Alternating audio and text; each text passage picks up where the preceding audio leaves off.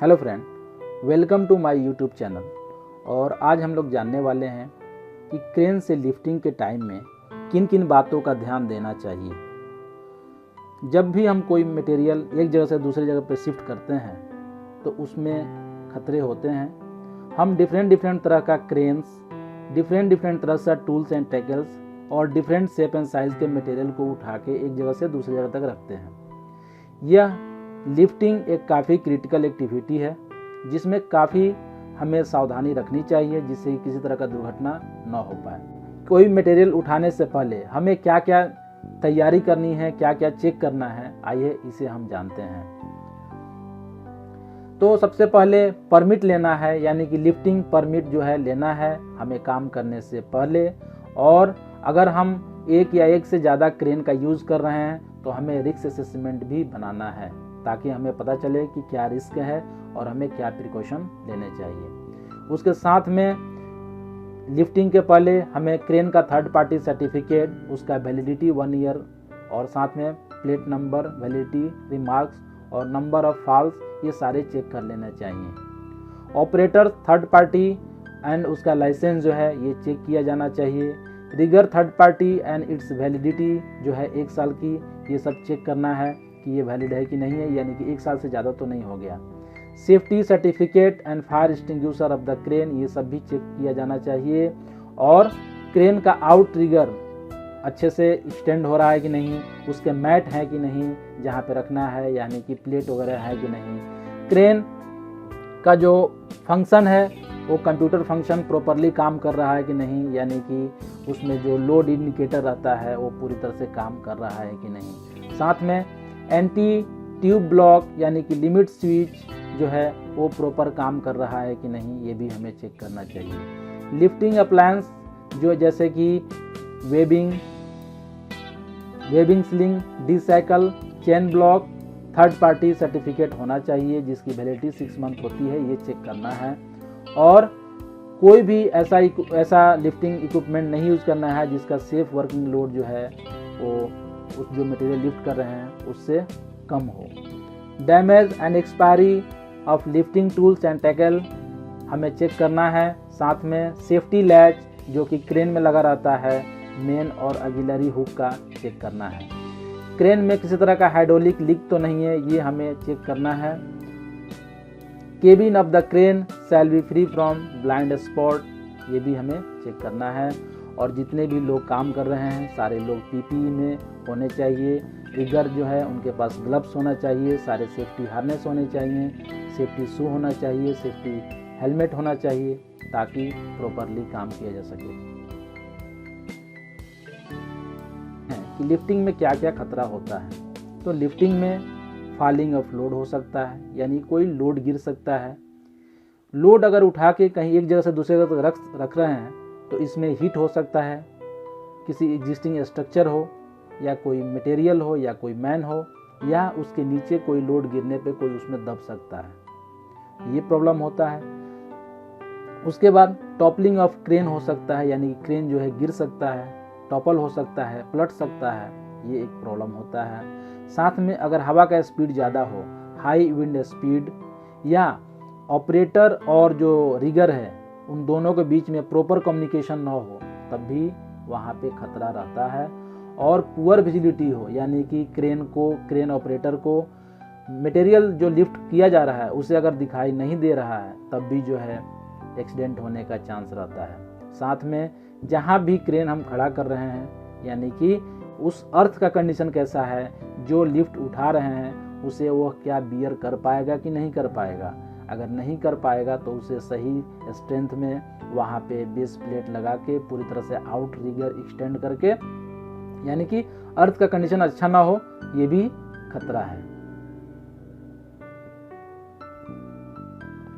आइए जानते हैं कि क्या क्या सावधानी लेनी चाहिए।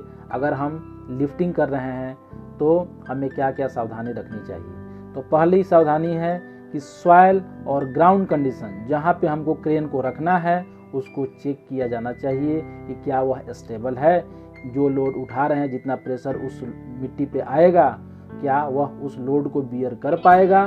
साथ में स्प्रेड जो उसका आउट ट्रिगर है यानी कि पूरी तरह से स्प्रेड होना चाहिए, फैला होना चाहिए, ताकि पूरी तरह से जो है वो बैठ पाए। ये देखना चाहिए कि जहाँ भी हम क्रेन को साइड कर रहे हैं, आउट ट्रिगर जहाँ जा रहा है उसके नीचे कोई मैन होल, कोई ट्रेंच, नाला तो नहीं है जिससे कि लोड पड़ने पर वो धंस जाएगा। तो ये हमें ध्यान देना है। साथ में हमें सेफ वर्किंग लोड, जो उसके क्रेन के ऊपर सेफ वर्किंग लोड दिखा रहेगा, उससे ज़्यादा हमें लोड नहीं उठाना है उस बूम एंगल पे और उस रेडियस पे। हमें हमेशा जो है 75% बिलो में ही हमें किसी भी मटेरियल को उठाना है। जैसा कि हम जानते हैं कि अगर 85% से ज़्यादा अगर क्रेन कैपेसिटी का अगर हम लोड लिफ्ट कर रहे हैं, उसे हम क्रिटिकल लिफ्टिंग कहते हैं और उसे अच्छे से प्लानिंग करना चाहिए। लेकिन आप कोशिश करें कि 75% से ज़्यादा लोड लिफ्टिंग ना करें उस बूम एंगल और उस रेडियस में जो उस अभी क्रेन की कैपेसिटी है। साथ में ज़्यादा अगर विंड का स्पीड हो, हवा का स्पीड अगर ज़्यादा हो और ज़्यादा बारिश हो रहा हो तो आपको नहीं करना है। यानी कि अब हवा हमेशा बहता ही रहता है, लेकिन उसकी क्या स्पीड होनी चाहिए। तो हवा का स्पीड कंपनी टू कंपनी अलग अलग स्टैंडर्ड रहता है। अलग अलग कंपनियों में अलग अलग स्पीड सेट किया हुआ है। जैसा कि मैं 25 किलोमीटर पर आवर को मेजर रखता हूँ स्टैंडर्ड, बट किसी किसी कंपनियों में 32 किलोमीटर पर आवर, 35 किलोमीटर मैं रिकमेंड करूँगा। जितना सेफ हो, जितना उस मटेरियल का शेप एंड साइज है उसके अनुसार आप डिसाइड करें कि कितना विंड का स्पीड होना चाहिए। मेरे अनुसार 25 किलोमीटर पर आवर बेस्ट है। और अगर रेन हो, बारिश हो, तो आप काम को बंद कर दीजिए, क्योंकि इससे स्टेबिलिटी साथ में स्लिप ट्रिप का चांस रहता है। इसलिए ऐसे रेनिंग कंडीशन में नहीं करना है। साथ में जो क्रेन का जो रेडियस है, जितना बूम एक्सटेंड किया है, साथ में क्रेन का जो बॉडी जिसमें मूव हो रहा है उसमें बैरिगेशन होना चाहिए, ताकि कोई अनऑथोराइज पर्सन उसमें वहाँ न जाए। केवल सर्टिफाइड रिगर या ट्रेंड पर्सन जो है वही उसमें जाके काम करेंगे, जिससे कि उन्हें खतरा न हो। जो भी मटेरियल को लिफ्टिंग के में हेल्प कर रहे हैं, रिगर वगैरह, वो सब पूरे पीपीई में होनी चाहिए, ताकि जो है सेफ्टी इंश्योर किया जा सके। जो भी रिगर और क्रेन ऑपरेटर के बीच में प्रॉपर कम्युनिकेशन होना चाहिए, जिससे कि मिसकम्युनिकेशन ना हो पाए। जैसे लिफ्टिंग के टाइम में बहुत सारे लोग रहते हैं, सब लोग सिग्नल देते हैं। आपको ऐसा बताना है कि ड्राइवर और जो क्रेन ऑपरेटर है उन दोनों के बीच में ही केवल कम्युनिकेशन होना चाहिए, बाकी किसी और के बीच में नहीं। साथ में 2 टैग लाइन उस मटेरियल में बांधना चाहिए दोनों साइड में, ताकि मटेरियल मूव ना हो और प्रॉपर प्लेस पे रखा जा सके। उसके बाद किसी भी आदमी को जब लोड उठाया जा चुका है नहीं जाना चाहिए, जिससे कि उनके ऊपर गिरने का चांस नहीं रहेगा। उसके बाद जो भी वहाँ पे लिफ्टिंग टूल्स एंड टैकल्स जो भी यूज़ किया जाना है, उसे थर्ड पार्टी इंस्पेक्शन करवा के पहले से रखना चाहिए, ताकि किसी तरह का उसमें क्रैक या डैमेज होने का चांस ना हो, जिससे कि उसका स्ट्रेंथ कम ना हो। जिस स्ट्रेंथ के लिए हम लोग उसको यूज़ कर रहे हैं उतना स्ट्रेंथ दे।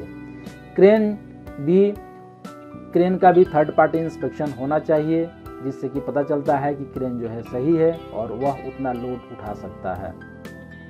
क्रेन ऑपरेटर कॉम्पिटेंट होना चाहिए, यानी कि उसके पास नॉलेज, एक्सपीरियंस और ट्रेनिंग एबिलिटी होनी चाहिए, और उसके पास सर्टिफिकेट भी, उसके पास एक्सपीरियंस भी होना चाहिए, ताकि वो प्रॉपर उस लोड को लिफ्ट करके और उसके जहाँ रखना है वहाँ पे रख पाए।